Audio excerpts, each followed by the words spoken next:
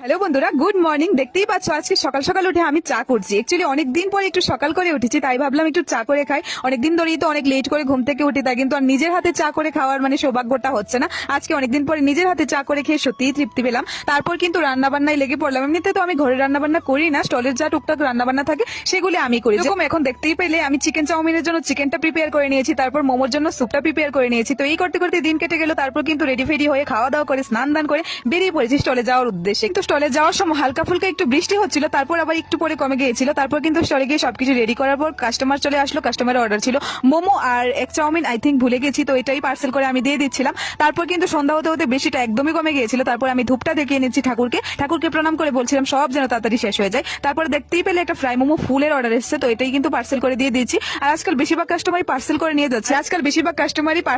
যাচ্ছে। আমার মনে হয় বৃষ্টির ভয়ে। তারপর কিন্তু আমি এত কাজের মাঝখানে একটু চা খেয়ে নিচ্ছিলাম, কারণ চা না খেলে তো আমার এনার্জি আসবে না। তারপর দেখো চা খেয়ে দুটো রোলের অর্ডার আসলো, ওইটা দিয়ে দিলাম। তারপর কিন্তু অনেকগুলি কাস্টমার একসাথে চলে আসলো, ভিডিওটা স্পিডে দেখাতে হলো, কিছু করার নেই। এইদিকে দেখতেই পাচ্ছি আমি পার্সেল করে দিয়ে যাচ্ছি। প্লেটই খুব কমই দিচ্ছি আজকের ভিডিওতে, তোমরা ফলো করলে দেখতে পাবে। তো আজকে কিন্তু বেশিরভাগ পার্সেলে যাই। তারপর দেখো ফুল মোমো একটা আবার পার্সেল এসেছিল। তারপর আর কি, উনি হচ্ছে আমাদের লাস্ট কাস্টমার। এখন কিন্তু আমাদের সবকিছু মোটামুটি শেষ হয়ে গেছে, আর এখন চলে যাবো বাড়িতে। আর বাড়িতে আসার সময় না ঝিরিঝিরি বৃষ্টি পড়ছিল, দেখতে খুবই সুন্দর লাগছিল। তো চলো আজকের মতো ব্লগটা এখানে শেষ করি।